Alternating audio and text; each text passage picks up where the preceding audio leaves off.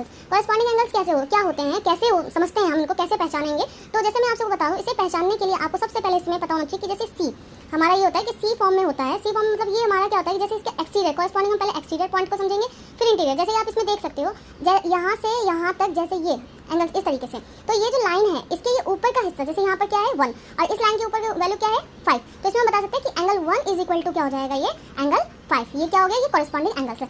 इसी तरीके से जैसे हमने इसके साथ किया है वैसे हम इस साइड से भी करेंगे। एंगल 2 इज इक्वल टू क्या हो जाएगा, एंगल 6, तो यहाँ लिखेंगे angle 2 is equal to angle 6। Next फिर जैसे हमने इस लाइन के ऊपर हमने देखा और इस लाइन के ऊपर हमने देखा, अब हम करते हैं इस लाइन के अंदर यानी कि नीचे की वैल्यू के साथ। जैसे इस लाइन के अंदर नीचे की वैल्यू क्या है 3, तो हम यहाँ लिखेंगे एंगल 3 इज इक्वल टू इस लाइन के नीचे की वैल्यू कितनी है एंगल 7, तो हम लिखेंगे एंगल 7। अब नेक्स्ट में फिर मैं आपको बताऊं, जैसे अब हम फिर से देखेंगे एंगल 4 इज इक्वल टू क्या हो जाएगा एंगल 8, तो यहाँ लिखते हैं angle 4 is equal to angle 8।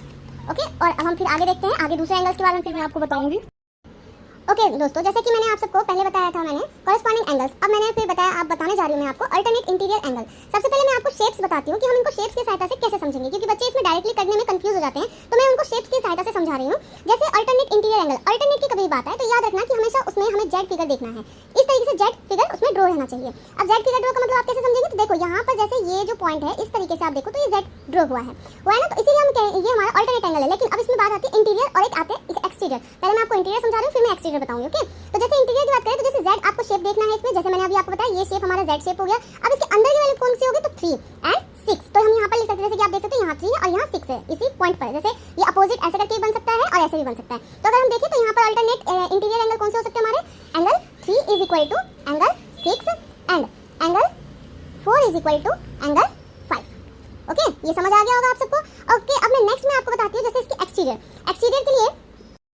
Okay, जैसे कि मैंने अभी आप सबको अल्टरनेट इंटीरियर एंगल के बारे में बताया, अब मैं फिर आपको बता रही हूँ alternate exterior angle. Alternate exterior angle जैसे मैंने अभी आपको शेप्स बताया था कि ये भी जेड शेप में होता है, तो आपको फिर से इसमें ये देखना है जेड शेप। लेकिन जेड तो हम देखेंगे, लेकिन अब हम जो है जेड के अब हम ऊपर के हिस्से को हम इस तरीके से देखेंगे कि ये जो हिस्सा है वो इसके इक्वल होना चाहिए। तो इसी तरीके से आपको देखना है यहाँ पर क्या है, ये जेड शेप। अब इसके ऊपर का हिस्सा कौन सा है, ऊपर का एंगल का नाम क्या है 1 और यहाँ पर सबसे नीचे क्या है 8, तो हम यहाँ पर क्या लिखेंगे, वो angle 1 is equal to angle 8। फिर उसके बाद हम क्या लिख सकते हैं, angle 2 is equal to angle 7। Angle 2 is equal to angle 7। Equal का मतलब ये होगा कि जैसे इसकी जो वैल्यू है, जितनी 1 की वैल्यू होगी, जितने डिग्री का हो उतना ही 8 का भी वैल्यू आएगा। ओके, इसी तरीके से इसको हम समझते हैं। ओके फ्रेंड्स, जैसे कि मैं आप सबको बता रही हूँ, जैसे अब मैं एंगल्स के बारे में, तो अब मैं बताऊंगी कंसेक्यूटिव इंटीरियर एंगल।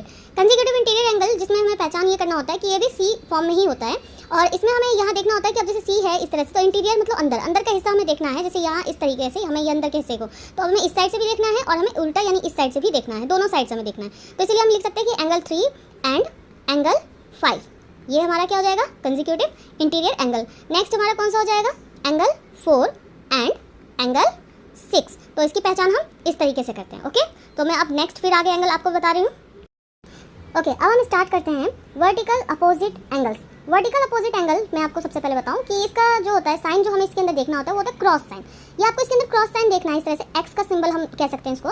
तो अब जैसे हमारे ये इस तरह से फिगर ड्रॉ है, तो अब इसमें आप कहेंगे कि एक्स साइन कहाँ है, तो आप देख सकते हैं कि यहाँ से इस तरीके से ये एक दूसरे को मतलब क्या हो रहा है कि कट कर रहा है, नहीं लाइन, तो इंटरसेक्ट जो कर रहा है। अब उसके बाद हम यहाँ पर क्या होता है कि जैसे हमारा ये इस तरह से करता है, तो इसमें जितने डिग्री का इसका ए, जैसे ये वैल्यू मैंने कोई ऐसे सपोज किया ये होगा, उतने का ही इसके सामने वाला भी एंगल होगा। तो अगर इसमें पूछे एक्स की वैल्यू कितनी होगी, तो एक्स इज इक्वल टू ए, क्योंकि ये जितने का होगा उतने का इसके सामने वाले वैल्यू एक दूसरे के बराबर होते हैं। तो ऐसे आपको इसके अंदर बताना है वर्टिकली अपोजिट कौन कौन से हो सकते हैं। तो हम लिख सकते हैं angle 1 is equal to angle 4, क्योंकि 1 का अपोजिट वर्टिकल कौन सा होगा 4, और ऐसे एंगल 2 का वर्टिकल क्या हो जाएगा, एंगल 2 इज इक्वल टू होगा एंगल 3। नेक्स्ट इसमें हम लिख सकते हैं एंगल 5 का वर्टिकल अपोजिट कौन सा होगा, एंगल 8, तो हम यहाँ लिखेंगे angle 5 is equal to angle 8। अब इसी तरीके से 6 का क्या होगा, 6 equal to angle 6 is equal to हो जाएगा एंगल 7, तो लिखेंगे angle 6 is equal to angle 7। तो इस तरीके से हम वर्टिकली अपोजिट एंगल का हम पहचान करते हैं।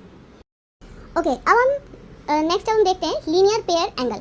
लीनियर पेयर एंगल, अब ये पूछेंगे अब इसका साइन हम कैसे पहचानेंगे, तो इसको पहचानने का साइन ये होता है कि ये टी शेप में होगा, जैसे इस तरीके से और ऐसे। आपको इस साइन को इसमें ध्यान रखना है लीनियर पेयर एंगल में, जिसमें क्या होता है कि ये एक जो होते हैं जिसमें हमें ये वाला एंगल और ये वाला एंगल, इन दोनों को हमें ऐड करके 180 के इक्वल लेना पड़ता है। तो अभी हम जैसे लीनियर पेयर की पहचान करेंगे, तो अब जैसे आपको इसके आगे बताना है कि अगर ऐसा टी शेप कहाँ पे बन रहा है, तो इन दोनों को आप एक साथ बताएंगे कि ये नंबर इज इक्वल टू ये नंबर, या ये नंबर एंड ये नंबर, जो भी है आपको बताना है। सो हम फर्स्ट जैसे मैं पूछ रही हूँ आपसे कि 1, तो 1 एंड फिर हम क्या लिख सकते हैं 2, तो यहाँ पर क्या लिखेंगे इसका 1 एंड 2, ये क्या हो जाएगा हमारा लीनियर पेयर एंगल।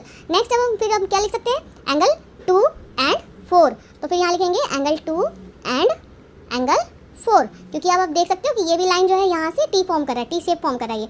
नेक्स्ट अब हम देखें नीचे की साइड से, अगर आप देखो ऐसे लाइन और यहाँ से ये भी टी शेप फॉर्म कर रहा है, तो हम यहाँ पर क्या लिख सकते हैं, एंगल 3 and एंगल 4। फिर अब हम देख सकते हैं कि यहाँ से ऐसे करके फिर ये लाइन यहाँ से भी फॉर्म कर रहा है टी शेप, तो हम यहाँ पर क्या लिख सकते हैं, angle 3 and angle 1। Okay next फिर अब हम चलते नीचे, अब नीचे की साइड अब हम इस तरीके से देखेंगे, यहाँ से फिर ये लाइन भी इस तरह से फॉर्म हो रहा है, तो हम क्या लिख सकते हैं, एंगल 5 and 6। तो हम यहाँ पर लिखेंगे एंगल 5 and एंगल 6। ओके अब नेक्स्ट फिर हम क्या लिख सकते हैं, 7 और 8। इस तरीके से देखो ये भी लाइन यहाँ से टी शेप फॉर्म हो रहा है, तो हम क्या लिख सकते हैं, एंगल 7 and एंगल 8।